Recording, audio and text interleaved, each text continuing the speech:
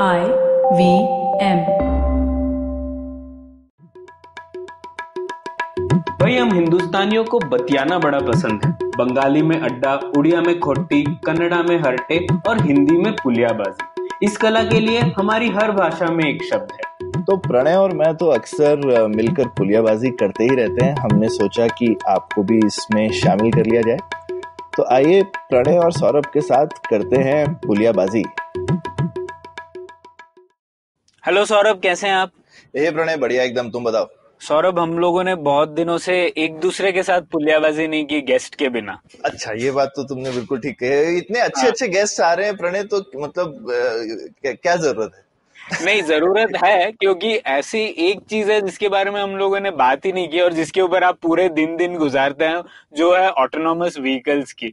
और आप एक कंपनी चलाते हैं, अति मोटर्स, जिसमें आप लोग एक ऑटोनॉमस कार्गो व्हीकल बना रहे हैं, आप लोगों की टीम। तो उसके बारे में तो थोड़ा समझना है, मुझे भी समझना है और हमारे लिसनर्स को भी समझना होगा। ये तो बढ़िया टॉपिक है और ऑब्वियसली मेरा फेवरेट टॉपिक है, तो इस पे तो जरूर चर्चा की जाए। तो सौरभ, पहले तो मुझे ये बताइए, आप पहले आईटी इंडस्ट्री में काम कर रहे थे और आपकी खुद की कंपनी थी, तो फिर आप ये सब छोड़ के ऑटोनॉमी वाले सेक्शन में कैसे घुस गए? अब क्यों ऑटोनॉमी में जाना चाहते हैं? अब भारत में आपने देखा है रोड कैसे हैं, ट्रैफिक कैसा है, क्यों आप इसमें चले गए? इस चीज में तुम्हारे दो सवाल छिपे हैं प्रणय, तो दोनों को जरा एक अलग अलग तरह से देखते हैं। एक तो कि मुझे क्यों इंटरेस्ट आया। हाँ। तो मेरा इंटरेस्ट तो इसीलिए कि मैंने सॉफ्टवेयर में बहुत समय से काम कर रहा था, तो मुझे लगता है कि जो और मेरे को हमेशा नई टेक्नोलॉजी का कीड़ा है थोड़ा। तो जब पहले भी मैं करता था तो हम कोई ना कोई जो नई टेक्नोलॉजी होती थी उसके पीछे भाग रहे होते थे। हाँ। तो अब जो है मुझे लगता है कि टेक्नोलॉजी जो है, और सॉफ्टवेयर मुझे हमेशा से इसलिए अच्छा लगता है कि सॉफ्टवेयर में आप कोई भी चीज फटाफट बना सकते हो। तो एक जो सेटिस्फेक्शन मिलता है ना, वो बड़ा जल्दी से मिलता है कि आपने कोई भी चीज आपके दिमाग में है, आप करके देख सकते हो। उसमें कोई जैसा फ्रिक्शन नहीं होता है, आप क्योंकि सब कुछ डिजिटल है, आपको कोई भी रियल वर्ल्ड का फ्रिक्शन होता नहीं है। आपने कोई भी चीज सोची और बना ली, है ना। सोचने और बनाने के बीच में कुछ सीमा नहीं है। तो ये चीज बहुत अच्छी लगती थी। लेकिन पिछले 20 सालों में जो मैंने एक चीज देखी कि हार्डवेयर में भी चीजें पहले से बहुत ज्यादा आसान हो गई करनी। और एक और मुझे जो चीज लगी कि जो इनोवेशन है, नेक्स्ट इनोवेशन, वो मल्टी डिसिप्लिनरी होने वाला है। अच्छा। कि जहां पे अलग अलग इंजीनियरिंग डिसिप्लिन एक साथ आते हैं, वहां पर ज्यादा इनोवेशन मुझे लगता है आपको दिखेगा आगे आने वाले दिनों में। तो ये मेरे को बहुत ही ऑटोनॉमी की चीज, ऑटोनॉमी एनीवे, एक तो एक नई चीज थी, तो हम नई चीज के पीछे तो भागते ही रहते हैं। दूसरा, ये ऑटोनॉमी जो है, ये मल्टीपल डिसिप्लिन को एक साथ लाती है। खासकर आप पूरा एक ऑटोनॉमस व्हीकल बना रहे हो, सिर्फ सॉफ्टवेयर नहीं, तो अब उसमें मैकेनिकल इंजीनियरिंग भी है, इलेक्ट्रॉनिक्स भी है, इलेक्ट्रिकल इंजीनियरिंग भी है, एआई भी है और कंट्रोल सिस्टम्स भी हैं। तो सारी इंजीनियरिंग जो है उनका समावेश हो जाता है एक साथ। तो ये एक मजेदार चीज है। अच्छा, अभी तो दूसरे सवाल पे आते हैं जो अक्सर लोग पूछते हैं। तो ये मुझे बताओ, तुमको ऐसा क्यों लगता है हिंदुस्तान में ऑटोनॉमी नहीं हो सकती? अब देखिए, रोड देखे हैं आपने बैंगलोर के? आप खुद ही चलाते हैं तो कहाँ से ऑटोनॉमस व्हीकल उस पे चलेगी, आप बताइए। अच्छा, ये एक ही तो रोड खराब है, तुमको लगता है खराब रोड की वजह से ऑटोनॉमस नहीं चल सकता? हाँ, ये एक पहला कारण, सबसे बड़ा कारण। अच्छा, दूसरा बताओ। दूसरा, हम लोगों ने देखा ही है कि कैसे ट्रैफिक नियमों का पालन कैसे होता है, मतलब ना के तौर पर होता है ना। तो कैसे ऐसे, जब इतना रैंडमाइजेशन है, एकदम ब्राउनियन मोशन जिसे कहते हैं, वो होता है रोड पे, उस पे कैसे चलेगी ऑटोनॉमस व्हीकल? अच्छा, तो ये दूसरा रीजन तुमको ये लगता है कि भाई क्या कहते हैं, क्योंकि लोग जो है नियमों का पालन नहीं करते, इसीलिए ऑटोनॉमी नहीं कर सकते। हाँ, हाँ। अच्छा, और बताओ। और हाँ, कुछ एक्सीडेंट वगैरह हो जाएंगे तो उसकी जिम्मेदारी किस पर आएगी? अगर एक ऑटोनॉमस व्हीकल होगी जिसमें कोई ड्राइवर ही नहीं होगा, तो जिम्मेदारी किसकी होगी? जो खरीदता है उसकी होगी, या फिर हम लोग अब सजा तो नहीं दे सकते एक किसी ऑटोनॉमस गाड़ी को, तो वो कैसे होगा? उसका भी हमें कुछ परिभाषा ही नहीं है हमारे पास। तो ये तुमने 3 अच्छे सवाल उठाए। तो जो तीसरा सवाल है उसको सबसे पहले लेते हैं। ये सवाल पूरी दुनिया में है। हाँ, हाँ, ये इंडिया स्पेसिफिक नहीं है, बिल्कुल। ये इंडिया स्पेसिफिक नहीं है, क्योंकि भाई ऑटोनोमस व्हीकल के साथ के एक एकदम नई तरीके की चीज है। तो अगर कुछ हो गया तो उसके लिए कुछ नए तरीके के कानूनों की जरूरत पड़ेगी। और एक चौथी भी चीज है सौरभ की, ये ऑटोनॉमस व्हीकल इतनी महंगी हैं अभी, तो ये मतलब थोड़े अमीर देशों की प्रॉब्लम नहीं है। हम लोग क्यों डिस्कस कर रहे हैं इसके बारे में, और आप क्यों डिस्कस कर रहे हैं? ठीक है, ये मेरे ख्याल से ये भी एक कॉमन चीज लोग बोलते हैं, लेकिन तो ये भी हम पहले उठा सकते हैं। तो हमेशा नई टेक्नोलॉजी हमेशा महंगी होती है। तो अगर हम ऐसा सोचेंगे कि भाई कोई भी, हम गरीब देश हैं तो हमको तो चांद पे, ये वही आर्गुमेंट हो गया, हम क्यों चांद पे जा रहे हैं। हाँ। जब चांद पे जाना सस्ता हो जाएगा या हमको पैसेंजर की तरह ले जाओ, हम क्यों रॉकेट बनाने में पैसा लगाएं, है ना। तो नई चीजें हमेशा महंगी होती हैं, लेकिन अगर आपको पूरी दुनिया में compete करना है और आपको भी नई टेक्नोलॉजीज लानी है तो, और हिंदुस्तान गरीब देश है, लेकिन हिंदुस्तान में सब लोग गरीब नहीं है। हाँ। तो एक हमेशा तबका होगा हिंदुस्तान का जो कि कोई चीज अफोर्ड कर सकता है, वहां पे आप टेक्नोलॉजी को अप्लाई कर सकते हैं, और धीरे धीरे धीरे करके वो, अब जैसे मोबाइल फोन थे, वहां पे पहले 25 रुपए मिनट, 15 रुपए मिनट की कॉल होती थी। अभी पता नहीं 1 रुपए में 1 मिनट से भी सस्ती है कॉल, है ना। तो वो पहले कम ही लोग अफोर्ड कर पाते थे, अभी सब लोग अफोर्ड कर लेते हैं। लेकिन अगर हम उस समय अडॉप्ट नहीं करते कि ये महंगी बहुत चीज है, तो फिर कैसे ये टेक्नोलॉजी इंडिया में आती। ठीक है, अब पहले तो जो इंटरेस्टिंग सवाल है उस पे आते हैं। तो जो तुम्हारे दोनों जो तुमने चीजें बोली कि भाई सड़कें खराब हैं या फिर सड़क पे बहुत ज्यादा केओस है, ये दोनों चीजें ऐसी हैं जो कि मशीनें इंसान से ज्यादा आसानी से हैंडल कर सकती हैं, है ना। तो एक ऑटोनोमस कार होती है, उसमें इतने सारे सेंसर लगे होते हैं। इंसान की तो सिर्फ 2 ही आंखें होती हैं, वो हमारी आंखें बहुत ही पावरफुल हैं, हम उनको इधर उधर मटका सकते हैं। अलग अलग जो शीशे लगे होते हैं उन्हें फटाफट नचा नचा के देख सकते हैं कहाँ से कौन आ रहा है। हम अंदेशा लगा लेते हैं कि कहाँ से कौन आएगा। तो ये सब हमारी बहुत खूबियां हैं। लेकिन एक ऑटोनोमस कार पे तो ऐसे लेजर सेंसर्स वगैरह लगे होगा, रेडार भी लगा होगा, क्या अल्ट्रासाउंड भी लगा होगा, अलग अलग तरीके के सेंसर लगे होंगे जो कि हर तरीके की कंडीशन में पूरी 360 डिग्री पूरा टाइम देख रहे होंगे। वो ना पलक झपकाते हैं और ना ही सोते हैं और ना ही उन्हें ऊंघ लगती है। पर सौरभ, इसमें मैं आपसे सवाल पूछता हूँ, आपने देखा होगा लोग कैसे टर्न मारते हैं, इंडिकेटर तो छोड़ दीजिए, ऐसे मतलब थोड़ी सी मुंडी हिलाते हैं और आपको गर्दन हिलाते से ही आपको समझ लेना है और आंक लेना है पहले से कि वो टर्न लेने वाला है। ऑटो वाले भी ऐसे ही करते हैं। तो ऐसी स्थिति में वो रेडार लीडार जो भी हो, वो कैसे डिटेक्ट करेगा ये सब? हाँ, तो अभी यहाँ पर आते हैं। तो भले ही वो केओस हो या फिर सड़क खराब हो, ये सब चीजें तो हमारे सेंसर हैंडल कर सकते हैं। और इवन हमारा रिएक्शन टाइम जो है सेंसर्स का, वो इंसान से बहुत तेज होता है। हम हर 100 मिलीसेकंड में डिसाइड कर लेते हैं कि भैया ब्रेक लगानी है। ठीक है, इंसान को कम से कम नहीं तो आधा सेकंड लग जाता है, यानी 500 मिलीसेकंड डिसाइड करने में। तो कम से कम, और वो डिसाइड करके जब तक लगाएगा तब तक और मेरे ख्याल से 1-2 सेकंड लग जाएगा उसको। 1 सेकंड तो लग जाएगा, 2 तो नहीं। इंसान भी काफी अच्छे जल्दी रिएक्ट करता है। लेकिन हम इंसान से कम नहीं तो 5 से 10 गुना ज्यादा तेज होंगे रिएक्ट करने में कि भाई आगे क्या होने वाला है। अच्छा, तो जो रिएक्शन टाइम भी है कंप्यूटर का, वो भी बहुत ज्यादा तेज है प्रणय। तो सरप्राइज तो कोई भी हो सकता है, इंसान भी सरप्राइज हो जाता है तो एक्सीडेंट हो ही जाते हैं, है ना। उसी तरह से मशीन को भी आप सरप्राइज कर सकते हैं, और लेकिन मशीन को सरप्राइज करना बहुत ज्यादा मुश्किल है। ठीक है, क्योंकि मशीन का जो रिएक्शन टाइम होगा, जो कैमरे की उसकी शटर स्पीड होगी, या जो उसका लाइडार का और प्रोसेसिंग टाइम का रिएक्शन टाइम होगा, वो इंसान से बहुत ज्यादा तेज है। तो अब लेकिन मैं उल्टा सवाल पूछता, अब मान लो ये तो थोड़ा वेदों के नेति जैसा हो गया ना। तो ये भी नहीं है, ये भी नहीं है, लेकिन फिर भी ऑटोनॉमी मुश्किल तो है हिंदुस्तान में। तो बताओ क्यों है? पता नहीं, इसलिए क्या, पता नहीं, मुझे तो कोई आइडिया नहीं है। यहाँ पे एक खूबी है इंसान की जो कि मशीनों में अभी भी नहीं है, और वो है कि हम एक दूसरे के साथ, इसका कोई ऐसा स्टैंडर्ड टर्म नहीं है, पर इसको मैं जो इसके लिए टर्म यूज करता हूँ वो है सोशल नेगोशिएशन। तो सोशल नेगोशिएशन का ऐसे अर्थ है कि अभी जैसे आप भी जब सड़क क्रॉस करते हैं तो आप ड्राइवर की एकदम आंख में आंख डाल के देखते हैं और बोलते हैं भैया मुझे मारना मत, और सड़क क्रॉस कर लेते हैं। हाँ। तो और या फिर आप एक हल्का सा हाथ उठाते हैं तो दूसरा आदमी आपका हाथ देख लेता है और बोलता है कि अच्छा भैया ये बंदा मुझे बोल रहा है रुकने को, तो मैं रुक जाता हूँ। हाँ, बिल्कुल, ठीक है। या फिर आप जब मुड़ने भी वाले किसी को ओवरटेक भी कर रहे होते हैं तो अक्सर आप जो है उसके साइड व्यू मिरर में देखते हैं कि वो आदमी मुझे देख रहा है ना कि मैं आ रहा हूँ। बिल्कुल, हाँ।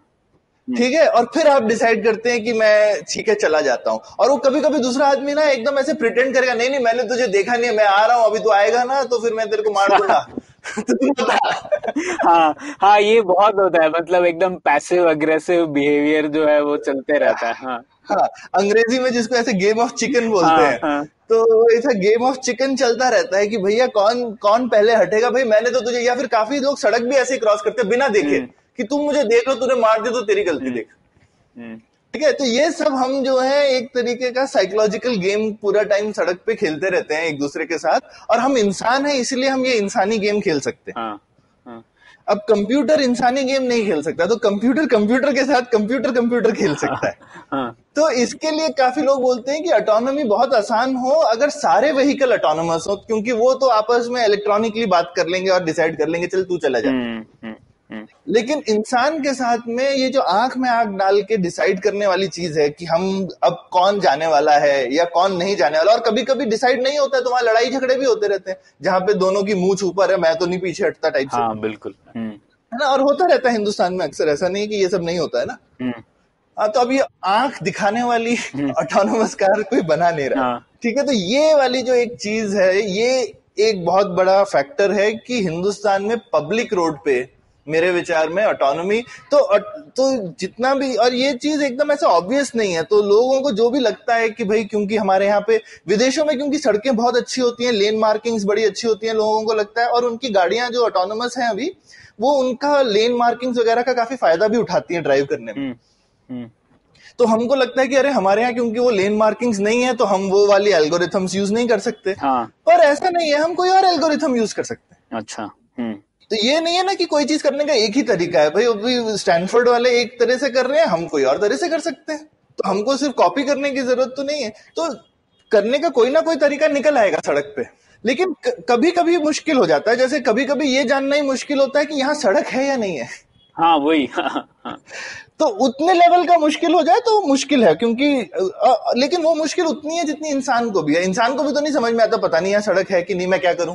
बारिश में जैसे अक्सर होता है, जैसे बारिश में आप अक्सर देखोगे फिर लोग एकदम एक ही साइड से सब होके जाते हैं, जबकि वो कल भी गया होगा उस तरफ से और उसको पता है इस पानी के नीचे सड़क है, पर चांस कौन लेके नीचे गड्ढा है या कुछ है, तुम भूल गए, पता चला मैनहोल के अंदर टू व्हीलर चला गया तो क्या होगा, है ना, या गाड़ी का पहिया फंस गया तो क्या होगा अगर नीचे कुछ गड्ढा वगैरह है तो ये चीजें तो उस सेंस में मैं बोलूंगा कि ऑटोनोमस कार का उतना ही डिसएडवांटेज है जितना इंसान का है। जो भी चीज इंसान कर सकता है सड़क पे ड्राइविंग के मामले में, वो ऑटोनोमस कार कर सकती है और इंसान से बेहतर ही कर सकती है। लेकिन ये जो नेगोशिएशन वाला मामला है, इसमें ऑटोनोमस कार इंसान का मुकाबला नहीं कर सकती।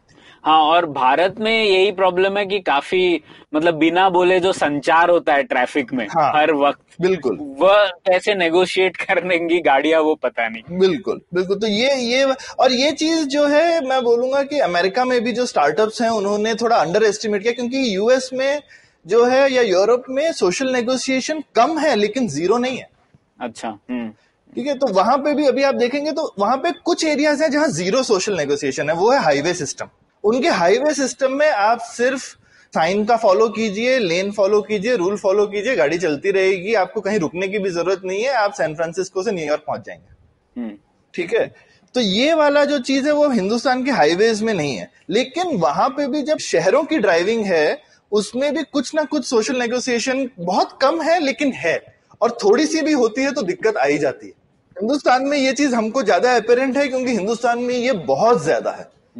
तो मुझे लगता है अगर उनमें से कुछ लोग शायद हिंदू, तो वहां पे एक दो स्टार्टअप्स को मैं जानता हूं जिन्होंने बहुत आगे बढ़ गए वो अपनी टेक्नोलॉजी वगैरह में, और फाइनली ये सोशल नेगोशिएशन के प्रॉब्लम पे आकर के एकदम ट्रिप हो गए, और इनफैक्ट एक दो बहुत बड़ी बहुत हाईली फंडेड स्टार्टअप्स बंद हो गई क्योंकि वो ये वाली जो हर्डल है उसको क्रॉस नहीं कर पाए।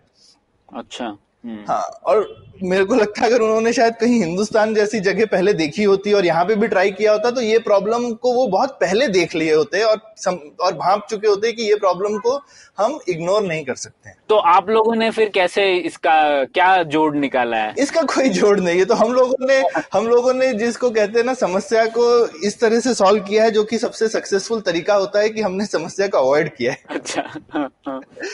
तो हम लोग जो है मटेरियल मूवमेंट कर रहे हैं। हाँ, तो यानी हम सामान ढोते हैं, हम हैं जिसको बोलते हैं स्वचालित मालवाहक। ठीक है, तो हम क्योंकि मालवाहक बना रहे हैं तो हमने ये डिसाइड किया कि हम सामान जो है वो हम इंडस्ट्रियल एरियाज में ढोएंगे, जहां पे अगेन सोशल नेगोशिएशन बहुत कम है या ना के बराबर है। क्योंकि ये ऐसे एनवायरमेंट्स हैं जहां पर हमेशा ट्रेन्ड बेसिकली ऐसे एम्प्लॉयज रहेंगे जो कि एक तो मशीनरी के आसपास होने का उनको आदत होती है, और उनको ये मालूम है कि ये एरिया ऐसा है, बेसिकली ये सब एरिया ऐसे है जहां पे आपको हैट वैट पहन के रखनी पड़ती है, स्पेशल बूट्स पहनते हैं, तो आप हमेशा सेफ्टी को लेकर के अलर्ट रहते हैं। तो पहले हम बोलते थे शायद कोई भी प्राइवेट स्पेस चलेगा, लेकिन ऐसा नहीं है कि मतलब ऐसी जगह जहां पे विजिटर्स आकर के घूम रहे हैं या बच्चे टहल रहे हैं, वहां पे हम अपनी गाड़ी नहीं चलाना चाहेंगे। तो बीच में हम लोगों को काफी इंक्वायरी आई ये अम्यूजमेंट पार्क्स वगैरह से। अच्छा। कि भाई हमारा भी तो इंडस्ट्रियल एरिया टाइप ही है। मैंने कहा नहीं भैया, जहाँ पे बच्चे भाग रहे हो उनको हम इंडस्ट्रियल एरिया की डेफिनेशन में नहीं मानते। तो खैर आप लोगों ने डिसाइड किया कि अभी आप नहीं करेंगे क्योंकि ये सोशल नेगोशिएशन थोड़ा पेचीदा मामला है, पर शायद भविष्य में आप करने लगे इस पे। भविष्य में भी मुझे लगता है कि हम ये मतलब ग्रेजुअल चलेगा, तो मैं कहूंगा कि हम शायद पब्लिक रोड पे आएंगे प्राइवेट से फ्यूचर में। ये हम चाहते हैं करना। हमने इनफैक्ट गाड़ी भी ऐसे बनाई है कि वो आखिरी में आपका, हम शुरू में जब डिजाइन भी कर रहे थे तो हमारे दिमाग में ये स्विगी टाइप के यूज केसेस थे कि भैया आपके घर में सामान वामान डिलीवर करना हो या अमेजोन या फ्लिपकार्ट का, तो ये हमारे ऐसे 2 व्हीलर प्लस टाइप की गाड़ी है जो कि आपको 100-200 किलो की चीज जो है आपके घर तक या अपार्टमेंट कॉम्प्लेक्स तक पहुंचा दे। लेकिन वो ये सारी प्रॉब्लम सॉल्व कर सकती है जो मैंने बोला कि रोड खराब है, रोड में लेन नहीं है, ये सब चीजें हमने सॉल्व की हुई हैं। ठीक है, लेकिन सोशल नेगोशिएशन कब सॉल्व होगी और कैसे सॉल्व होगी अभी तक आइडिया नहीं। अच्छा, तो ये इमीडिएट टर्म्स में मुझे लगता है जैसे हिंदुस्तान में तो नहीं है, लेकिन जैसे अगर सिंगापुर जैसी जगह ले लें या दुबई जैसी ले लें या यूरोप जैसी जगह ले लें, तो वहां पे जैसे बाइक लेन्स वगैरह हैं, उनमें चला सकते हैं। या फिर हो सकता है अब जैसे बाइक्स के लिए स्पेशल बाइक लेन बनी, हो सकता है 4-5 साल में ऑटोनोमस व्हीकल के लिए स्पेशल लेन बन जाए। हाँ, ये हो सकता है ना। तो कुछ ऐसी चीजें सोचनी पड़ेंगी शहरों की जो सोसाइटी को और सरकारों को वगैरह को कि भाई ये नई तरीके की चीज आई है, अगर हमको इसका लाभ उठाना है तो हमको इसके लिए कुछ बदलाव करने पड़ेंगे। और हम ऐसा ही नहीं सोचते कि कुछ चीजें हम हिंदुस्तान में करेंगे, कुछ चीजें हो सकता है हिंदुस्तान के बाहर करें, सब चीजें हिंदुस्तान में नहीं होंगी पहले। हाँ, पर सौरभ हम लोगों ने ये नहीं डिस्कस किया अभी तक, भारत के लिए स्पेसिफिकली मौके क्या हैं, अपॉर्चुनिटीज क्या हैं इसमें। हम लोगों ने, मैंने प्रॉब्लम्स तो बहुत सारे आपको सुना दिए कि रोड खराब है और ये ट्रैफिक नियम ऐसे हैं, पर ऐसे कुछ लगता है क्या कि भारतीय परिवेश में एक्चुअली कुछ अपॉर्चुनिटी है जो दूसरे देशों में नहीं है और इसलिए ऑटोनॉमस व्हीकल किसी न किसी रूप में यहाँ पर आने चाहिए? तो मुझे लगता है ऑटोनॉमी एक इन जनरल एक नई टेक्नोलॉजी है, और शुरू और ये इतनी नई है कि देखिए हम इवन जो इसके लिए टर्मिनोलॉजी वगैरह भी यूज करते हैं ना, तो हम जैसे बोलते हैं ड्राइवरलेस कार, हाँ, है ना, ड्राइवर विहीन वाहन। तो जो भी ये चीज में विहीन, ये लेस वर्ड आता है ना, तो इससे आप समझ जाइए कि कोई पुरानी चीज का हमारा एक बेंचमार्क है और उससे हम रिलेट कर रहे हैं। हाँ। तो हम एक पुराने संदर्भ को लेकर के एक नई चीज को डिस्क्राइब करना चाहते हैं। हाँ, नई चीज को फिट कर रहे हैं कि कार तो ड्राइवर वाली ही होती है। हाँ। तो अब ये कार ड्राइवर लेस हो गई, तो इसको हम इसी तरह से डिफाइन ही करते हैं कि इस कार में ड्राइवर की जरूरत नहीं है। हाँ।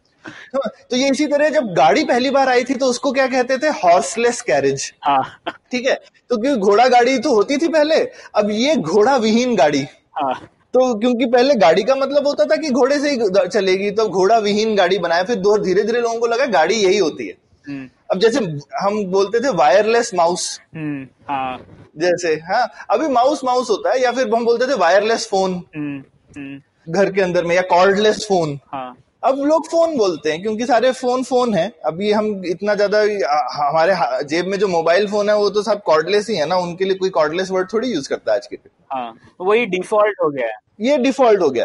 तो इसी तरह से ये जो जब नई इस तरीके की I would say fundamental technologies नहीं आती है ना, तो इनसे क्या क्या होगा फ्यूचर में, ये कभी कभी तो प्रिडिक्ट करना भी मुश्किल होता है। बहुत इंपॉर्टेंट है कि जब फंडामेंटल नई टेक्नोलॉजीज आए तो हम उनको इग्नोर ना करें, ये एक पहला पॉइंट है। अच्छा। दूसरा ये चीज है कि इमीडिएटली आज की डेट में हम बहुत सारी जगह देख रहे हैं जहां पे ऑटोनोमस व्हीकल्स की हिंदुस्तान में भी जरूरत है, और उसके बिना काम ठीक से चल भी नहीं सकता। तो जैसे एक चीज हिंदुस्तान में हमेशा लगती है कि लोग तो हमारे यहाँ बहुत हैं, तो हमको सिर्फ ऑटोनॉमी को as a labour saving device देखा जाता है। हाँ। कि भाई अगर हम ऑटोनोमस व्हीकल्स लगाएंगे तो उसके लिए फिर आपको लोगों की जरूरत नहीं है। बीच में यहाँ पे खूब नितिन गडकरी जी का भी आया था बयान कि भाई हम ऑटोनोमस व्हीकल इंडिया में नहीं लाएंगे वरना ड्राइवर्स की नौकरियां चली जाएंगी। और वो ठीक बात है, ड्राइवर्स की नौकरियां कम हो सकती हैं ऑटोनोमस व्हीकल्स आने से। लेकिन जो ऑटोनोमस जैसे जिस फील्ड में हम काम कर रहे हैं जो कि है माल ढोने वाला, अब आप देखिए कई तरीके का माल जो है वो हैजार्डस होता है, उसको इंसान को नहीं ढोना चाहिए। हिंदुस्तान में तो करते हैं लेकिन करना चाहिए नहीं।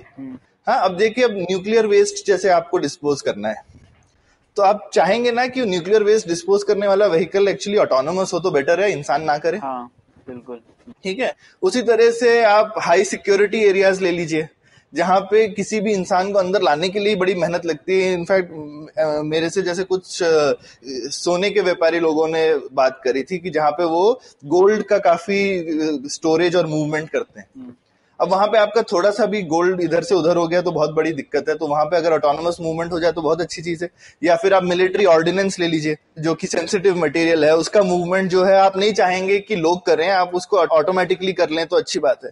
ये तो मैंने थोड़े एक्सट्रीम एग्जांपल्स दिए। दूसरा है कि इन जनरल जहां पे वेदर कंडीशन भी एक्सट्रीम है, जैसे केमिकल प्लांट्स हो गए, पेट्रोकेमिकल हो गए, जहां पे जो एनवायरमेंट है वो भी हार्श है। तो हिंदुस्तान में तो इनफैक्ट वर्कर सेफ्टी वगैरह उतनी अच्छी है नहीं। मतलब आप क्या कहते हैं, बड़े अच्छे हैजमत सूट वूट पहन के वर्कर्स रहें तो अच्छी बात है, पर हिंदुस्तान में तो ऐसा होता नहीं है अक्सर, और उसका कॉस्ट भी काफी ज्यादा होता है तो लोग करेंगे नहीं वहां। लेकिन ऐसी जगहों पे इंपॉर्टेंट है कि लोग ना ही करें ऐसे काम तो अच्छा है, क्योंकि ये सारी जो है जगह वहां पे इंसान को होना नहीं चाहिए। हाँ, कचरा उठाने वाली गाड़ियां भी ऐसे ही एक उदाहरण। बिल्कुल, कचरा उठाने वाली, जैसे हम आजकल बोल ही रहे हैं, राइट, सीवेज जो है इंसान को नहीं साफ करना चाहिए ना, रोबोट्स को करना चाहिए। हाँ, हाँ, हाँ, हिंदुस्तान में अभी भी हो रहा है सीवेज साफ इंसान से, पर नहीं करना चाहिए।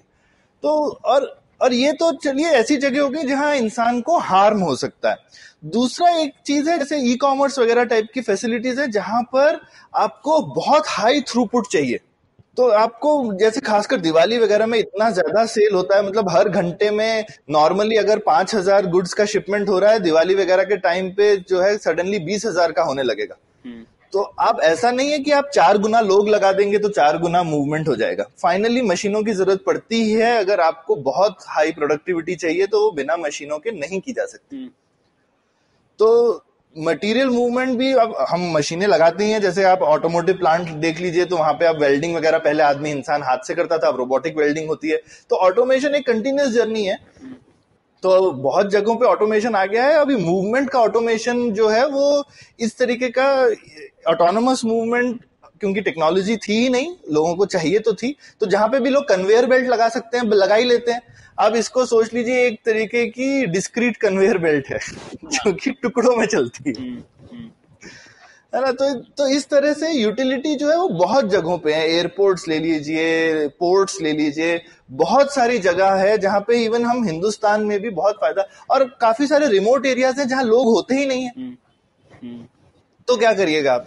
हाँ, बिल्कुल। तो आप ये तो नहीं है ना कि अचानक से आप लोगों को लेकर के जाएंगे किसी रिमोट एरिया में कि चलो भैया मेरे लिए, अब मेरे को सिर्फ तुम माल ढोने के लिए आ जाओ। या फिर मैं काफी कंपनीज को देखता हूँ वो कहते हैं कि भाई माल ढोना इंसान का काम होना ही नहीं चाहिए। अब जैसे हमने रिक्शा पुलिंग बंद करवा दिया ना इंडिया में प्रैक्टिकली। हाँ, क्योंकि ये ऐसा काम है जिससे इंसान की ओवरऑल हेल्थ लाइफ वगैरह सब कम होती है। ठीक है। हाँ, और ऐसे माइनिंग में भी एक और उदाहरण है जहां पर प्रयोग हो सकता है, क्योंकि उसके भी बहुत हेल्थ पर बहुत सारे प्रभाव होते हैं। तो अगर खुद रोबोट कर ले, मशीन कर ले, तो क्यों चाहिए गाड़ी से ले जाना वहां पर? बिल्कुल। और बहुत सारे जो माइनिंग एरियाज हैं वो अक्सर रिमोट एरियाज में ही होते हैं। हाँ।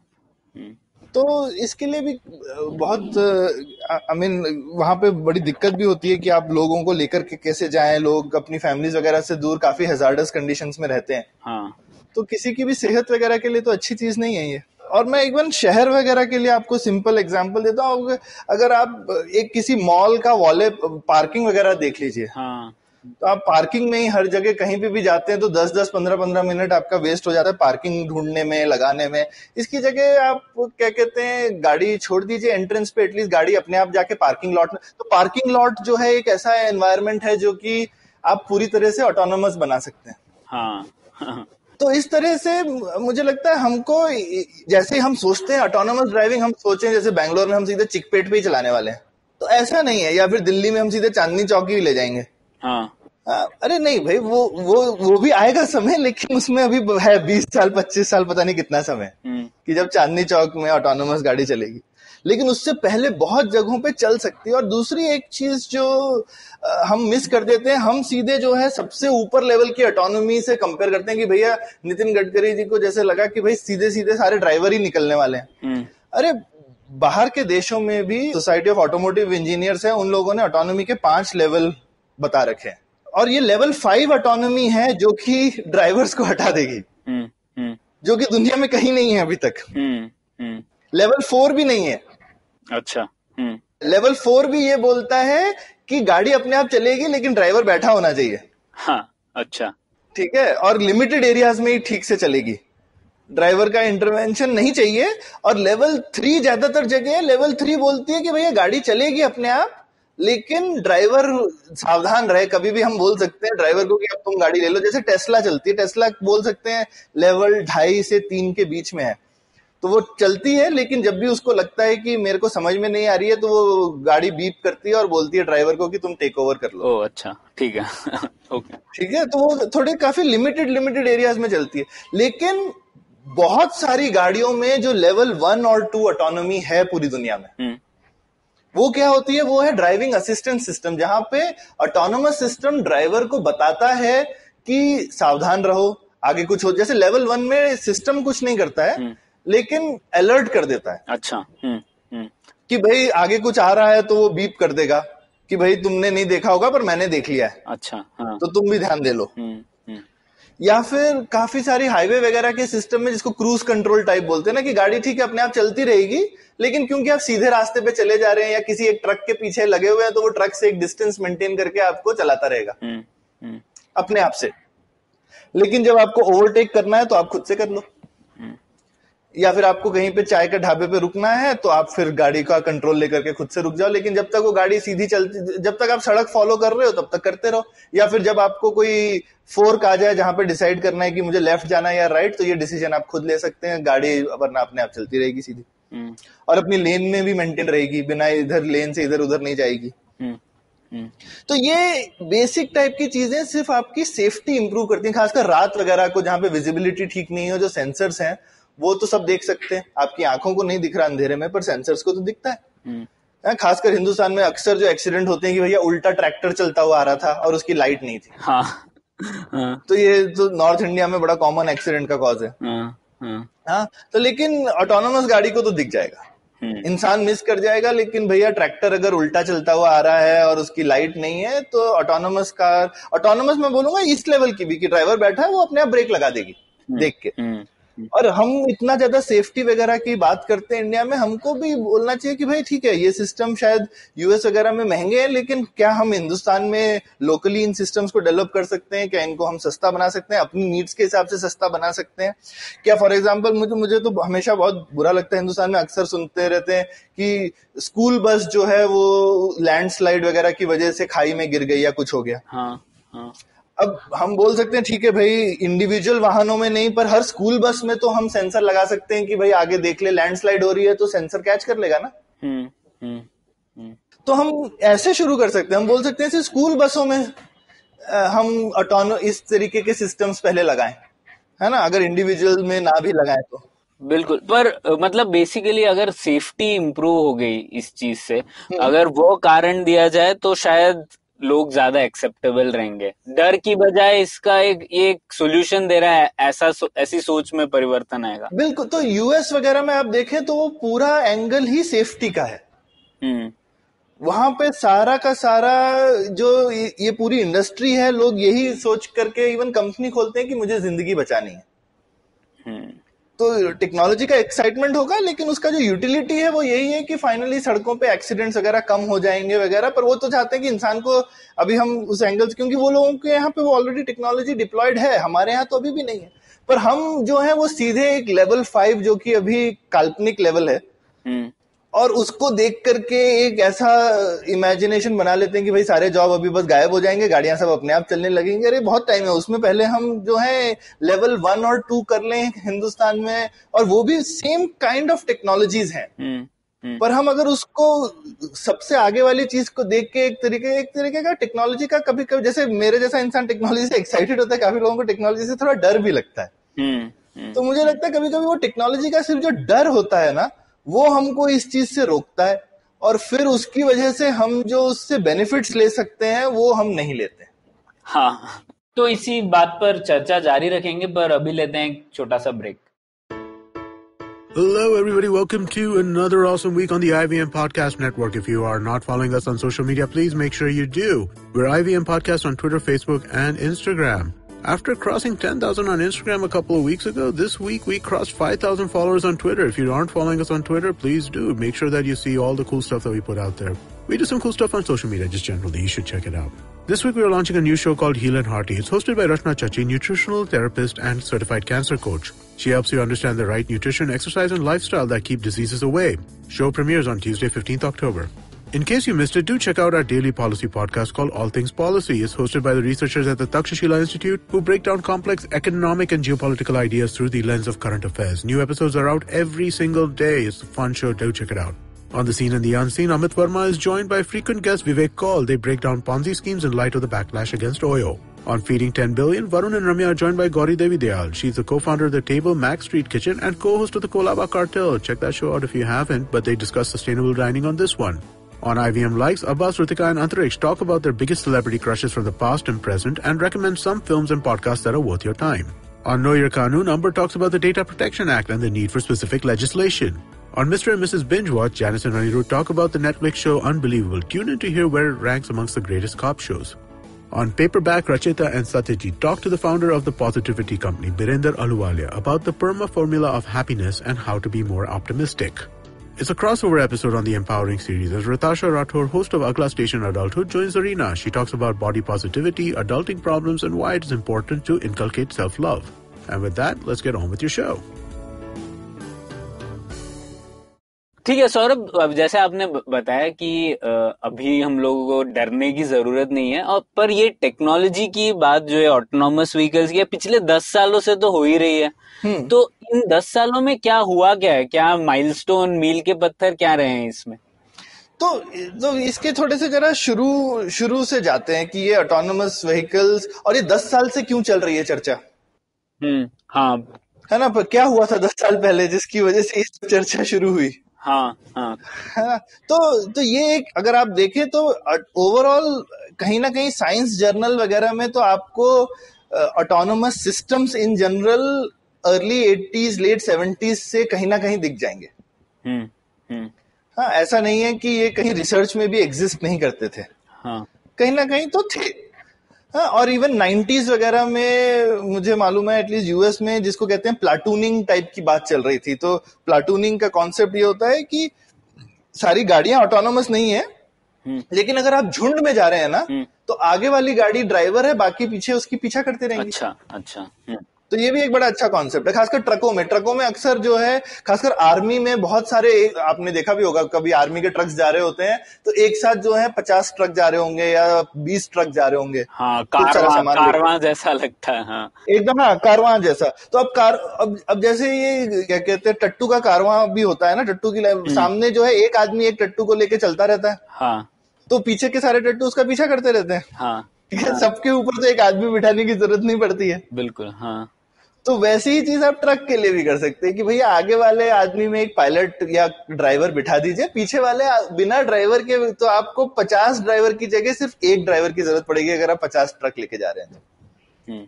ठीक है, तो ये टाइप की जो है experimentation even real trials 90s से होने लगे थे। अच्छा। और ये रीजनेबली आसान भी है करना। हाँ, तो ये चीज एक चीज हो ही रही थी। लेकिन एक जो बड़ा फर्क आया 2000 में, डार्पा जो कि यूएस की आर्मी की रिसर्च प्रोजेक्ट्स की एजेंसी है, उन लोगों ने सबसे पहले एक बड़े डेजर्ट में चैलेंज रखा था, ग्रैंड चैलेंज, कि भैया ये डेजर्ट को बिना ड्राइवर की गाड़ी पार करे। अच्छा। हाँ, कुछ 2004 या 5 की बात है, मेरे को एग्जैक्ट ईयर याद नहीं है, शायद 4 की है। और पहले साल में बहुत लोगों ने ट्राई किया और किसी से भी नहीं हुआ। अच्छा, हाँ, ठीक है, मुश्किल प्रॉब्लम थी, किसी से भी नहीं हुआ, in fact there was no winner. फिर अगले साल उन्होंने कहा ठीक है कोई बात नहीं हुआ ना, फिर से ट्राई करेंगे। अच्छा, तो उन्होंने 2005 में फिर से किया और उस साल में कोई कम से कम 3 या 4 लोगों ने पार कर लिया। आई थिंक स्टैनफोर्ड का स्टैनली नाम का जो व्हीकल था वो फर्स्ट आया था। ठीक है, और काफी सिंपल उन्होंने व्हीकल बनाया था, पर मेनली ये व्हीकल्स और उसी समय पहली बार ये लाइडार नाम का जो टेक्नोलॉजी भी डेवलप हुआ था वो उस कंपटीशन की वजह से ही डेवलप हुआ था। अच्छा, ओ, हाँ हाँ, तो लाइडार बेसिकली, जिन लोगों को रेडार पता है, तो लाइडार जो है वो रेडार का लेजर वर्जन है। तो सिंपल कॉन्सेप्ट होता है कि भाई लेजर की बीम जाएगी, कहीं से टकरा के वापस आएगी, तो जहां से भी टकरा के वापस आएगी आपको पता चल जाएगा कितनी दूर थी, क्योंकि आपको लाइट की स्पीड पता है। तो जितनी देर में वो टकरा के वापस आएगी उससे आप कैलकुलेट कर सकते हैं कि कितनी दूर थी वो जगह, और उसका एंगल भी आपको मिल जाएगा, क्योंकि आपको पता है कि आपने किस एंगल पे उस लेजर को छोड़ा था। ठीक है, तो इस तरह से आपको बेसिकली अपने आसपास की जगहों का एग्जैक्ट चीजों का डिस्टेंस और एंगल मिल जाता है। ठीक है, रेडार भी ऐसा ही करता है, बट रेडार जो है वो लाइट नहीं यूज करता, वो बाकी स्पेक्ट्रम के इलेक्ट्रोमैग्नेटिक वेव्स यूज करता है ना। इतना ही एक्चुअली फर्क है लाइडार और रेडार में। आप थोड़ा सा क्या कहते हैं, रेडार की बीम्स जो है वो थोड़ी सी घूम फिर के भी जा सकती हैं, लाइट तो एकदम सीधी लाइन में जाती है। तो ये इतना तो, लेकिन ये जो लाइडार नाम की चीज बनी है तभी बनी। तो ये आई थिंक 2004 में पहला हुआ था जो फेल हो गया था, फिर 2005 में मेरे ख्याल से वो सक्सीड हुआ, वन ऑफ द टू। उसके बाद में उन्होंने कंपटीशन बंद कर दिया। उन्होंने कहा भाई हमारा ऑब्जेक्टिव था कि ये टेक्नोलॉजी डेवलप हो जाए, हो गई डेवलप, अब बंद कर देते हैं। उसके बाद 2007 में उन्होंने डार्पा का अर्बन चैलेंज किया, जहां पे पहली बार उन्होंने एक पूरी सड़क, एक पूरे शहर के एक एरिया को उन्होंने कॉर्डन ऑफ कर दिया और बोला कि ये एरिया में हम ऑटोनोमस ड्राइविंग करेंगे। अच्छा, तो वहां पे भी खूब सारी टीम्स ने भाग लिया और पहली बार में बहुत सारी टीम्स ने सक्सेसफुल हो गई 2007 में। 2000 तो हाँ, तो ये 2007 का जो अर्बन चैलेंज था, पहले इवन जो डेजर्ट वाला चैलेंज था, लेकिन उससे भी ज्यादा अर्बन चैलेंज, क्योंकि उससे ही फिर लोगों को लगा कि हम अब सड़कों पे चला सकते हैं ये चीज। पहले डेजर्ट में चलाना तो फिर भी आसान है ना, वहां पे तो कुछ नहीं है, आपको एक जगह से दूसरी जगह जाना है। हाँ, लेकिन ये एक बार जब उन्होंने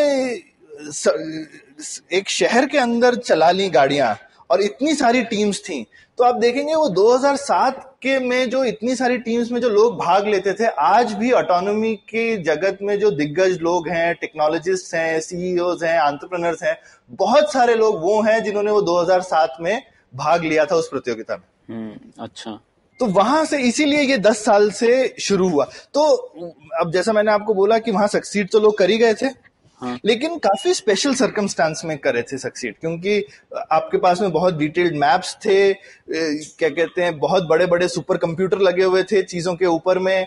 तो इस तरह से वो बहुत ही स्पेशलाइज्ड व्हीकल्स, बहुत ही स्पेशलाइज्ड कंडीशंस में थे जो सक्सीड किए। तो गूगल ने तो इनफैक्ट इमीडिएटली मेरे ख्याल से उसके बाद में एक या वहां की 1-2 टीम्स जो थी वही उठा ली थी पूरी की पूरी, और अपना ड्राइवरलेस कार का इनिशिएटिव चालू किया था। तो गूगल का सबसे पहला कमर्शियल इनिशिएटिव है जो आज तक चल रहा है, 12 साल हो गए हैं, पर वो भी अभी तक सड़क पे नहीं आए। हाँ। तो इसमें एक तो ये चीज है कि जो शुरू में जिस तरह से काम हो रहा था, एकदम से मैं बोलूंगा 2012-13 के अराउंड ये एआई और एमएल का जो जोर पकड़ा है, जो कि 2007 में उतना नहीं था। हाँ, बिल्कुल, हाँ। तो सारी की सारी आपकी टेक्नोलॉजीज जो हैं इन प्रॉब्लम्स को सॉल्व करने के लिए वो बदल गई हैं। अब एआई का बहुत बड़ा योगदान है इन चीजों को सॉल्व करने में। हाँ, तो ये एक बड़ा चेंज आया एआई के आने की वजह से। दूसरा, इन जनरल काफी सारे जो सेंसर्स हैं इनके दाम बहुत कम होते गए हैं, पहले बहुत ही ज्यादा महंगे थे, और जो कंप्यूट पावर यूज हो रही थी इन व्हीकल्स में वो भी बहुत ज्यादा थी। ऑलमोस्ट हर गाड़ी के अंदर एक सुपर कंप्यूटर पड़ा हुआ था उसको ड्राइव करवाने के लिए। तो वो भी जो है अब उतना बड़ा सुपर कंप्यूटर नहीं लगता है। कंप्यूटिंग पावर सस्ती भी होती गई है और सुपर कंप्यूटर अब की जरूरत भी नहीं पड़ती है। तो और उस समय आप देखेंगे तो उस समय एनीवे ये लेवल 1 और 2 वाले ऑटोनॉमी 1 तो थे, क्रूज कंट्रोल तो बहुत टाइम से चला आ रहा है, बट अब आप देखेंगे एटलीस्ट जिस तरीके की ऑटोनॉमी टेस्ला देता है वो ठीक है, फुल टाइप की लेवल 3 शायद नहीं है, लेकिन काफी हद तक अच्छे से गाड़ी चलती है। शहर के अंदर अभी भी नहीं चलती है, लेकिन काफी हद तक चलती है। और काफी सारे और स्टार्टअप्स हैं जिन्होंने क्लोज्ड कम्युनिटीज में, जैसे रिटायरमेंट पार्क्स वगैरह हो गए, वहां पे अपनी गाड़ियां चला रहे हैं, तो डिप्लॉयमेंट बहुत बढ़ गए हैं। आप देखेंगे पेवमेंट बॉट्स काफी सारे आ गए हैं, जो कि सिर्फ ऐसे छोटा मोटा पार्सल या पिज्जा पेवमेंट पे लेके ऑटोमेटिकली चलते रहते हैं। तो इस तरह से खूब ऑटोनोमस खिलौने आ गए हैं, अच्छा, जो कि इधर उधर अपने आप घूमते रहेंगे और अपने आप चीजें करेंगे, पर वो खेल की चीजें हैं, वो कोई काम नहीं कर रहे हैं। तो ये जो ऑटोनॉमी की टेक्नोलॉजी ये है, सबसे common technology by the way autonomy की रूम्बा है, जो कि और भी बहुत साल पहले से जो कि ऑटोमेटिकली वैक्यूम क्लीन करती रहती है। अभी वो रूम्बा में भी जो ऑटोनॉमी है वो भी थोड़ी, ऑब्वियसली हर टाइप के डिवाइस में अलग टाइप की टेक्नोलॉजी होती है, लेकिन बाय एंड लार्ज कॉन्सेप्ट सब सेम ही है उन सब में। ठीक है, कि कैसे करना है। तो एक ऑटोमेटिक वैक्यूम क्लीनर भी एक ऑटोनोमस व्हीकल नहीं है, लेकिन एक ऑटोनोमस रोबोट तो है ही। हाँ, तो सौरभ, ये एक और चीज थी, जो इलेक्ट्रिक व्हीकल्स है और सेल्फ ड्राइव व्हीकल्स है, इन दोनों को काफी कई बार ऐसे जोड़ा हुआ देखा जाता है। तो इलेक्ट्रिक व्हीकल्स का जो नैरेटिव है, उसके आने से भी कुछ फर्क पड़ा क्या ये सेल्फ ड्राइव व्हीकल को इम्पेटस देने में? मेरे विचार में इन दोनों में ये दोनों, क्योंकि दोनों टेक्नोलॉजी आ रही हैं, तो जैसे हमारा व्हीकल भी इलेक्ट्रिक भी है और ऑटोनोमस भी, क्योंकि अभी मॉडर्न टेक्नोलॉजी इलेक्ट्रिक ज्यादा बेहतर है पुरानी टेक्नोलॉजी से, है ना। अब आप सोचें कि डीजल इंजन क्या होता है, डीजल इंजन के अंदर विस्फोट होता है ना। हाँ, अब थोड़ा सा डीजल डालते हैं चिंगारी लगती है, और उसमें चिंगारी लगा के आप धमाका करते हैं, उस धमाके से एक चीज भागती है और आप सीरीज ऑफ खूब सारे धमाकों से उस चीज का रोटरी मोशन यानी कि पहिए के मोशन में कन्वर्ट करते हैं, है ना। तो एक इंजीनियरिंग का मार्वल है वैसे जो किया है, और इतने दशकों की मेहनत के बाद उसको परफेक्ट किया गया, वो आसान भी नहीं था। जबकि आप इलेक्ट्रिक व्हीकल में देखिए, मोटर तो सीधे घूमती है। हाँ। अब उस घूमने वाली चीज को आप किसी तरह से पहिए पे लगा दे तो पहिया घूमने लगेगा। हाँ। तो आप देखे, सुनने में ही लगता है राइट कि भाई आप एक घूमती चीज से पहिया घुमा रहे हैं या धमाकों से पहिया घुमा रहे हैं। हाँ। तो एक इलेक्ट्रिक जो है टेक्नोलॉजी आसान भी है, एलिगेंट भी है और बेहतर है ही इन जनरल। अच्छा, तो ये एक कोइंसिडेंस की लेकिन बात है। अब आप चाहे तो डीजल व्हीकल को भी ऑटोनोमस बना सकते हैं, चाहे तो एक इलेक्ट्रिक व्हीकल को भी बना सकते हैं। इन दोनों को एक जैसा होने की कोई जरूरत नहीं, और शायद होंगे भी नहीं। अब आपने जैसे माइनिंग का एग्जांपल दिया, अब जो इलेक्ट्रिक व्हीकल का एक जो डाउन साइड है, जिस वजह से इलेक्ट्रिक व्हीकल आने में टाइम भी लगा है, कि बैटरी की एनर्जी डेंसिटी बहुत कम होती है। आज की डेट में भी डीजल की जो एनर्जी, 1 लीटर डीजल में जितनी एनर्जी है वो 1 किलो की बैटरी में नहीं होती है ना। तो ये वाली जो चीज है ना, ये काफी इंपॉर्टेंट है। और इस वजह से जहां पे आपको बहुत ज्यादा एनर्जी चाहिए, जैसे एक माइनिंग ट्रक को बैटरी से चलाना है, बहुत अभी वैसी बैटरियां नहीं बनी है जो कि एक माइनिंग ट्रक को बैटरी से सक्सेसफुली चलाएंगी। या इन जनरल ट्रकिंग के लिए काफी कंपनीज हैं, मर्सिडीज जैसी, वो लोग कह रहे हैं कि ट्रकिंग शायद बैटरी में कन्वर्ट होने में बहुत समय लगेगा। गाड़ियों को आप फिर भी कर सकते हैं, लेकिन ट्रक भी ऑटोनोमस बनेंगे, ऐसा थोड़ी है कि ट्रक नहीं बनेंगे। हाँ, ठीक है। अब सौरभ, थोड़ा ये फिलोसॉफिकल चीज पर आ जाते हैं, क्योंकि अक्सर लोग कहते हैं कि जैसे मुझे कभी कभी लगता है कि हमारी अपेक्षाएं ये टेक्नोलॉजी से काफी अलग है। अब जैसे लोग कह रहे हैं कि एक्सीडेंट हो सकते हैं, या एक वो ट्रॉली प्रॉब्लम वाला उदाहरण अक्सर दिया जाता है ना, जिसमें एक पटरी है और 2 पटरियां डाइवर्ज हो रही है, और एक पटरी पर 1 इंसान है, दूसरी पटरी पर 5 इंसान है, और आपके हाथ में है ट्रेन किस तरफ जाए, तो आप क्या करेंगे? 5 लोगों को बचाएंगे या 1 लोगों को बचाएंगे? ऐसी जो कश्मकश जो दिए जाते हैं वो अक्सर बोले जाते हैं ऑटोनोमस व्हीकल के संदर्भ में, और लोग कहते हैं कि अरे लोग मर जाएंगे इसकी वजह से। तो हम लोगों की अपेक्षाएं ऐसी है कि जीरो तो नहीं हो सकता कुछ भी ना, ऐसे नहीं है कि ट्रैफिक में एकदम एक्सीडेंट खत्म ही हो जाएंगे ऑटोनोमस व्हीकल से। बिल्कुल बिल्कुल। तो यूजुअली आई मीन जो इवन वेस्टर्न कंट्रीज में जो उनका डिस्कोर्स चल रहा है वो यूजुअली इस तरह से बोलते हैं कि भाई हमको स्टैटिस्टिकली देखना चाहिए कि जैसे मान लीजिए आज की डेट में हिंदुस्तान में अगर 1 लाख एक्सीडेंट हो रहे हैं तो क्या ऑटोनोमस व्हीकल के आने से वो 10,000 में कन्वर्ट हो जाएंगे? तो फिर फायदे की चीज है, 90,000 जाने अगर बच रही हैं तो ऐसी टेक्नोलॉजी को हम क्यों ना अडॉप्ट करें? हाँ, है ना? ये मेडिकल प्रोसीजर जैसे बोल रहे थे आप वैसे ही है ना ये? हाँ, तो जैसे नहीं, उसमें मेडिकल प्रोसीजर्स में तो कभी कभी उल्टा होता है प्रणय। हाँ। कभी कभी कुछ मेडिकल प्रोसीजर में जब आप नई टेक्नोलॉजी लाते हैं हाँ। तो इनफैक्ट ज्यादा जाने जाती हैं शुरू में। अच्छा। क्योंकि जब अडॉप्शन होता है उस समय ट्रेनिंग कम होती है, बहुत सारी वजह होती हैं जिनकी वजह से आपको पता है कि ये सेफ है, लेकिन उसको सेफ्टी पे जाने के लिए पहले एक डिप होता है और उसके बाद राइज होता है। ये मेडिकल प्रोफेशन में एक्चुअली काफी वेल स्टडीड फिनोमेना है। लेकिन मुझे लगता है कि मेडिकल प्रोफेशन में लोग ये एक्सेप्ट करते हैं क्योंकि वहां पे हमारा डॉक्टरों पे बड़ा भरोसा है कि ये जानते हैं क्या कर रहे हैं, बहुत ही हाईली क्वालिफाइड और ट्रेन्ड लोग हैं। लेकिन ड्राइविंग के मामले में तो ये थोड़ी सी सोशल प्रॉब्लम्स हैं जिनके लिए सोशल और एक सामाजिक डिस्कशन की जरूरत है, जहां पे सब लोगों को मिल के सोचना पड़ेगा कि हम क्या करना चाहते हैं, हमारा सक्सेस का पैमाना क्या होगा। या जैसे आपने ट्रॉली प्रॉब्लम की बात करी, अभी ट्रॉली प्रॉब्लम में लोग ट्रॉली प्रॉब्लम एक फिलोसफिकल टूल है जिससे कि हम अलग अलग सिनेरियोज एनालाइज कर सकते हैं। लेकिन ट्रॉली प्रॉब्लम का कोई एक आंसर तो नहीं होता है कभी भी। एक आदमी बोलेगा कि हाँ मैं लीवर हटाऊंगा, दूसरा आदमी बोलता है यार अब जहां जा रही है मैंने तो नहीं भेजी थी ना। हाँ, मेरी तो मैं अपना हाथ लगा के किसी को नहीं मारूंगा, चाहे 5 हो गए चाहे 1 हो गए। हाँ, ये थ्योरेटिकली ऐसा लगता है कि तुम ना हिलाओ और आदमी मर रहा है और हिलाओ तो भी आदमी मर रहा है, तो दोनों केस में तुम भागीदार हो। लेकिन ऐसा नहीं है। अपने हाथ से गोली चलाना एक अलग बात होती है और गोली चल रही है और आपने सामने वाले आदमी को धक्का नहीं मारा, ये एक अलग बात होती है कि इंसान के दिमाग में। हाँ, है ना? तो और लेकिन कोई इंसान सोच सकता है नहीं इसमें कोई फर्क नहीं है, तो ये इंसान के बीच में ही फर्क हो सकता है। तो अगर 2 इंसान ही एग्री नहीं करते हैं कि सोल्यूशन क्या होना चाहिए तो मशीन कैसे एग्री करेगी? आप कैसे, या फिर हम एज ए सोसाइटी कैसे एग्री करेंगे कि मशीन को क्या करना चाहिए? हाँ। तो ये टाइप की गलतियां होंगी और वो उसी तरीके की गलतियां होंगी जो कि कोई इंसान भी करेगा। तो मशीन इंसान से कई चीजें हैं जो बेहतर करेंगी, लेकिन कुछ सिनेरियोज हैं जिसका वो कुछ नहीं कर सकती। हाँ, है ना? और इस केस में बड़े सारे वेरिएंट आते हैं। जैसे आप बोलेंगे यहाँ 1 इंसान है वहां 5, पर अब आप बोल सकते हैं ये 1 बच्चा है और वो 5 जो है वो 99 साल के बुढ़े हैं। हाँ, किसको मारोगे? हाँ। तो अब आप क्या करेंगे? हाँ।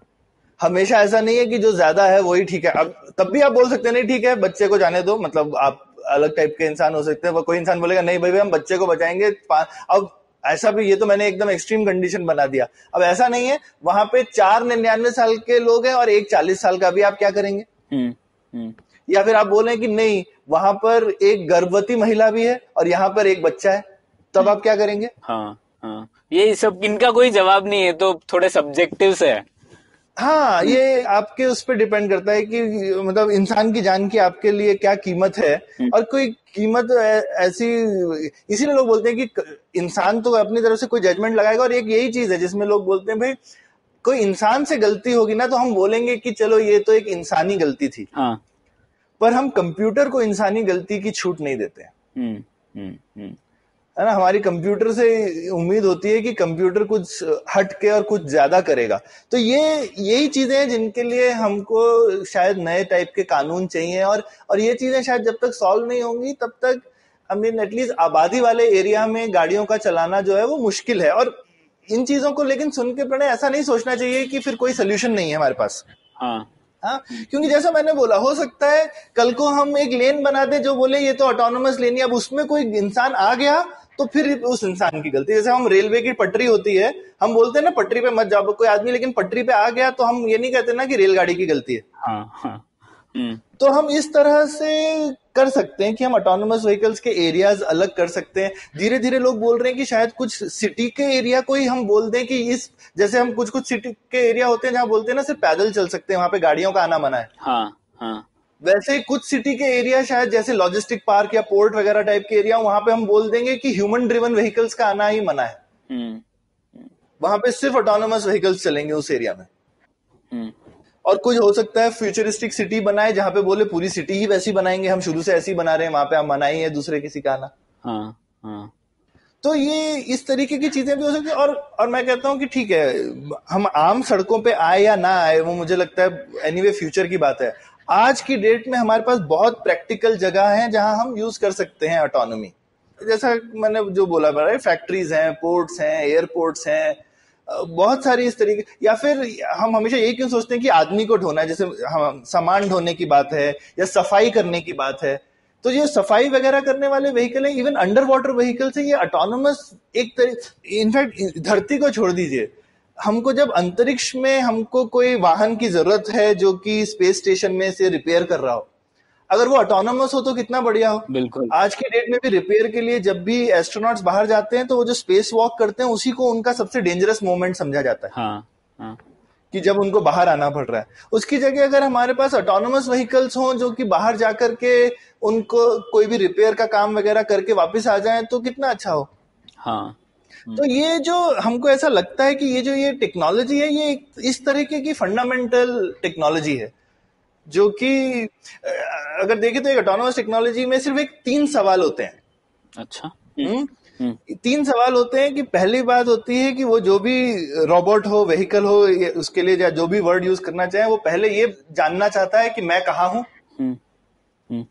ठीक है, तो अंग्रेजी में इसको कहते हैं लोकलाइजेशन प्रॉब्लम। तो आप सब पहले समझे मैं कहाँ हूं, उसके बाद में आपको ये समझना है मेरे आसपास क्या है। हाँ।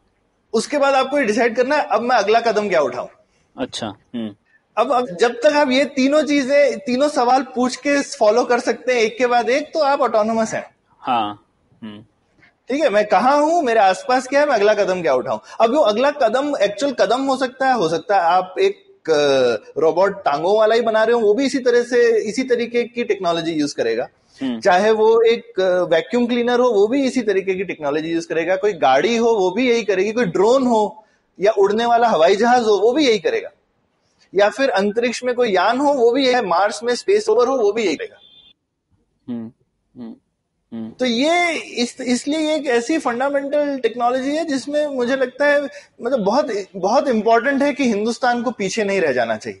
ये ऐसी टेक्नोलॉजी है जो कि जैसे डिजिटल में हैव और हैव नॉट की बात करते हैं, कल को ऑटोनॉमी में भी हैव और हैव नॉट बन जाएंगे। इनफैक्ट बहुत सारे लोग तो बोल ही रहे हैं कि अभी मिलिट्री के बहुत सारे सिस्टम्स जो हैं वो फुली ऑटोनोमस हो जाएंगे और 20 साल में, 25 साल में। हाँ, वहां पे तो चाहिए। तो फिर हम बोलते रहते हैं हमारी सेना इतनी बड़ी है, ये है, कल को पता चलेगा कि सिंगापुर की सेना जो है वो हिंदुस्तान पे भारी पड़ रही है। हाँ, क्योंकि हम लोग इंसानों से लड़ रहे हैं और वो लोग मशीनों से। और वो मशीनों की तो कोई सीमा नहीं है। तो सडनली जो पॉपुलेशन आपका एक जो बड़ा स्ट्रेंथ होती है वो चला जाएगा। है ना।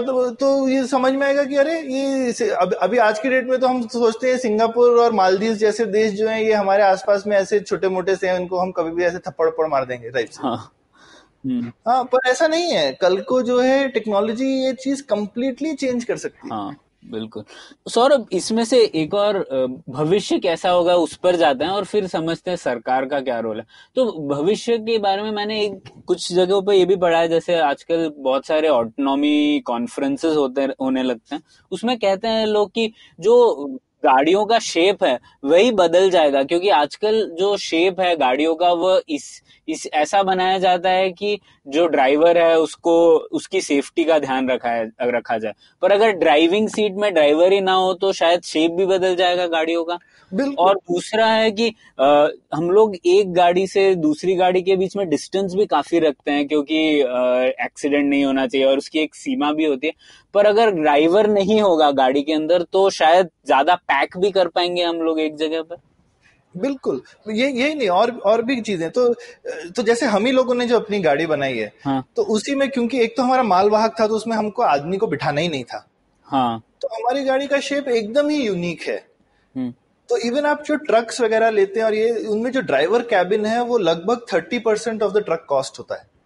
20 to 30%। तो वो आपको पूरे केबिन की जरूरत ही नहीं है और उसका आप पूरा शेप वगैरह अच्छे से चेंज कर सकते हैं। पर इवन ड्राइवर वाली व्हीकल्स हैं उसके लिए भी लोग सोच रहे हैं कि पैसेंजर कार जो कि फुली ऑटोनोमस हो, तो उसमें शायद अंदर विंडशील्ड वगैरह का कॉन्सेप्ट नहीं है। हो सकता है लोग ऐसे एक ड्राइंग रूम बना करके बैठे हो अच्छा, हाँ, है ना। उनको एक तरफ बैठ के देखने की क्या जरूरत है, वो लोग एक मेज लगा करके आपस में रमी खेल सकते हैं जब तक कि गाड़ी एक जगह से दूसरी जगह जा रही है। हाँ, हाँ, सही बात है। ठीक है। या जैसे लोग अभी ऐसे परेशान होते रहते हैं कि भाई एयरपोर्ट से बैंगलोर में तो बहुत समय लगता है ऑफिस तक पहुंचने वगैरह में, ठीक है, तब तक आपके अंदर ही हम वर्क टेबल वगैरह लगा देते हैं, आप आराम से काम कीजिए ऑटोनोमस व्हीकल में अगर आप बैठे हैं तो, है ना।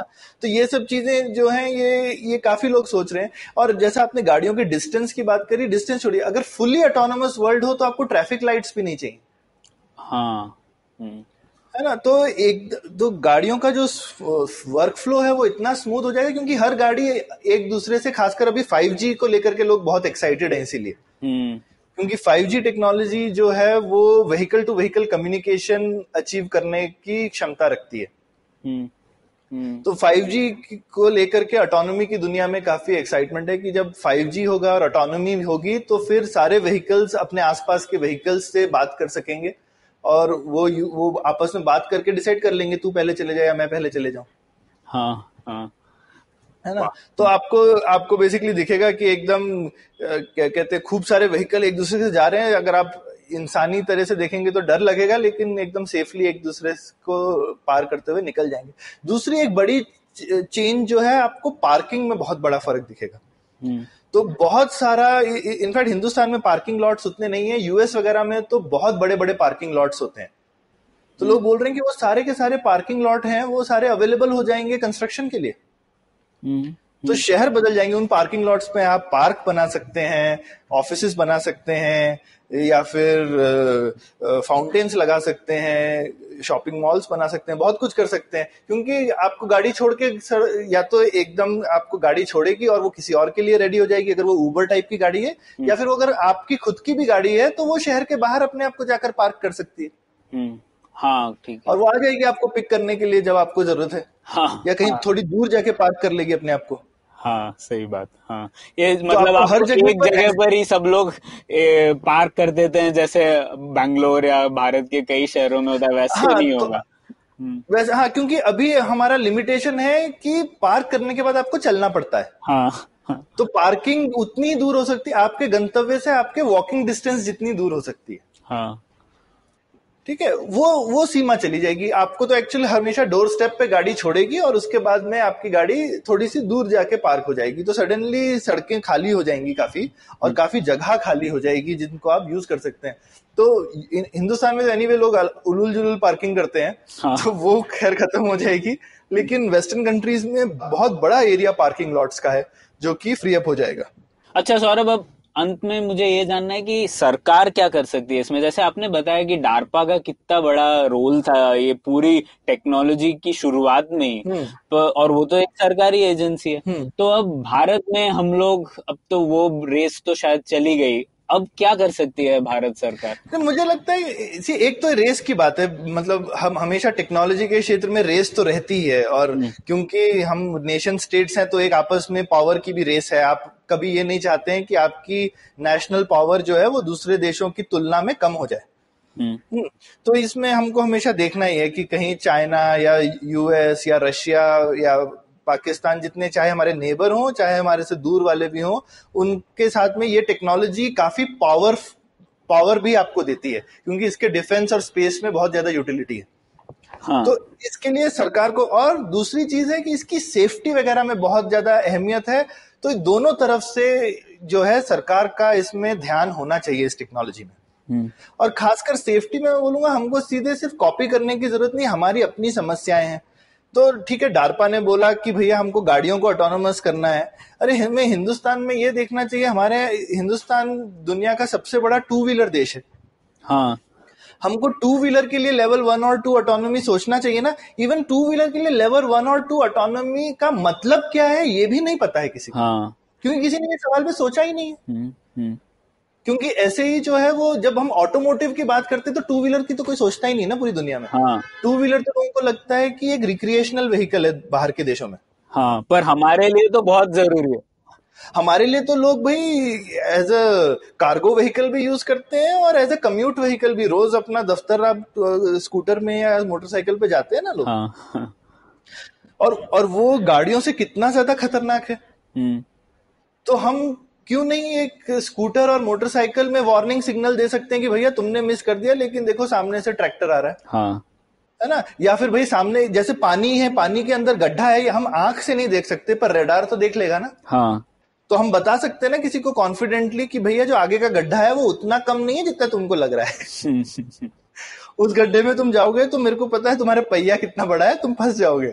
नहीं सौरभ, ये तो बहुत जरूरी है, क्योंकि जैसे हम बैंगलोर में ही देखते हैं, तकरीबन 2 लोगों की मृत्यु रोज हो जाती है, रोज, हर एक्सीडेंट में, और अक्सर ये लोग 2 व्हीलर्स वाले ही होते हैं। हाँ, बिल्कुल बिल्कुल। और हम और ठीक है, हम एक चीज ठीक कर रहे हैं कि हम बोलते हैं सब लोग हेलमेट पहने तो उससे एक्सीडेंट फेटल नहीं होगा। हाँ, है ना? तो जान जाने का खतरा कम है। लेकिन ठीक है, हम लेकिन मेरे को लगता है हमारा थोड़ा एम्बिशन एज ए सोसाइटी ऊपर होना चाहिए ना। एक्सीडेंट हो ही क्यों? हाँ, हाँ, हम ये सोचते हैं एक्सीडेंट हो गया तो जान नहीं जाएगी, वो ठीक बात है। और हेलमेट, मैं ये नहीं कहूंगा ऑटोनोमस सिस्टम आ गया तो हेलमेट मत पहनिए, फिर भी पहनिए। हाँ, वो एक लास्ट फेल सेफ है कि कुछ हो गया तो फिर भी आपकी शायद जान नहीं जाएगी। लेकिन एक्सीडेंट हो ही क्यों? है ना? फाइनली जब वो एक्सीडेंट होता है तो हमें जान जाना तो बहुत ही एक्सट्रीम इवेंट है, पर ठीक है, आप जो भी काम से जा रहे थे उस दिन वो काम नहीं होगा, कम से कम आप हॉस्पिटल का एक चक्कर तो लग ही जाएगा। टांग वांग टूट गई तो 3 महीने निकल जाएंगे आपके। हाँ, कितना खर्चा होगा, सो अलग। ट्रैफिक रुक जाती है तो हर एक्सीडेंट से जो एक्सीडेंट होता है वो अलग, पर पीछे उसके 100-200 लोग और लेट हो जाते हैं। इतना पॉल्यूशन होता है क्योंकि ट्रैफिक सारा अटक जाता है। कितने सारे प्रॉब्लम है किसी एक एक्सीडेंट से। हाँ, तो एक्सीडेंट ना होने से बहुत ज्यादा हमारे लिए इम्प्रूवमेंट हो सकती है। तो हमको और वो इस एक तरह से आप देखें तो ये कॉस्ट जो है वो एक्सीडेंट वाले के नहीं, वो पूरी सोसाइटी में हम डिस्ट्रीब्यूट कर देते हैं ये कॉस्ट को। हाँ, तो हमको लगता है भाई स्कूटर तो बहुत सस्ता है, पर स्कूटर की वजह से जो सब दिक्कतें आई वो तो नहीं है सस्ती।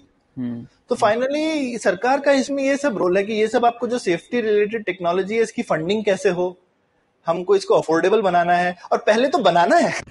हाँ, ये हमारे लिए कोई नहीं बनाएगा पूरी दुनिया में, ये हम ही बनाएंगे हमारे लिए। हाँ, हम बना सकते हैं कई देशों के लिए।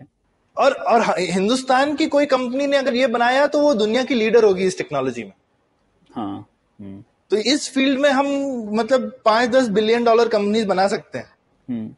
तो ये एक हमारे लिए मुझे लगता है मौका है। हम जो टेक्नोलॉजी से डरते हैं वो मौका भी है, और सरकार का इसमें इसीलिए रोल आता है कि जैसे डार्पा ने जो रोल प्ले किया, क्योंकि यहाँ पे एक रेगुलेटरी रोल भी है, डेफिनेशन का रोल भी है, और एक ग्रैंड चैलेंज टाइप का अपॉर्चुनिटी भी है, जहां पे हम बोले कि एक ग्रैंड चैलेंज हमको बनाना चाहिए 2 व्हीलर्स को लेकर के। और सौरभ, ऐसे जो सैंडबॉक्स एनवायरनमेंट बोलते हैं ना टेक्नोलॉजी के क्षेत्र में, वैसे भी सरकार कुछ कर सकती है क्या, कि जैसे रात को लोगों को चलाने दे गाड़ियां, ये ऑटोनॉमस व्हीकल या ऐसे कुछ?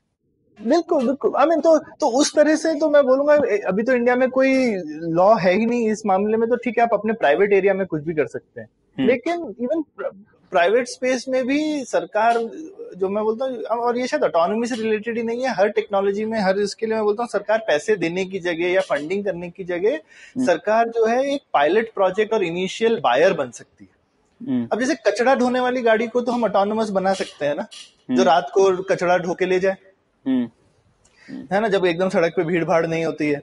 या फिर हम बोल सकते हैं हमारे इतने सारे पीएसयूज हैं या डिफेंस पीएसयूज हैं, उनके इतने बड़े बड़े कैंपसेस हैं, एकड़ों में, हेक्टरों में, उन कैंपसेस के अंदर हम ऑटोनॉमी क्यों ना शुरू कर दें, है ना। तो हमारे पास में ऐसे, मतलब अगर सरकार का मन हो तो बहुत कुछ कर सकते, और मुझे लगता है करना चाहिए, वरना हम एक अपॉर्चुनिटी खो रहे हैं।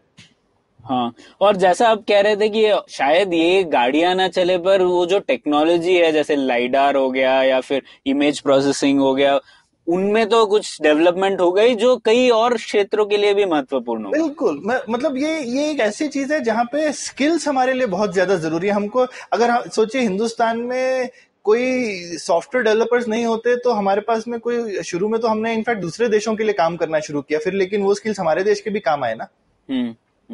तो जैसे हम सोचेंगे कि 90s में इंटरनेट आया और हिंदुस्तान उसमें बिल्कुल पीछे नहीं रहा, वो एक हमने बहुत अच्छा काम किया था, उसमें सरकार का भी बहुत योगदान था, है ना। उसमें हमने जो निक सिस्टम लगाया था, सारी यूनिवर्सिटीज में शुरू में इंटरनेट आया था, वो कैसे आया था, सरकार की मदद से आया था ना।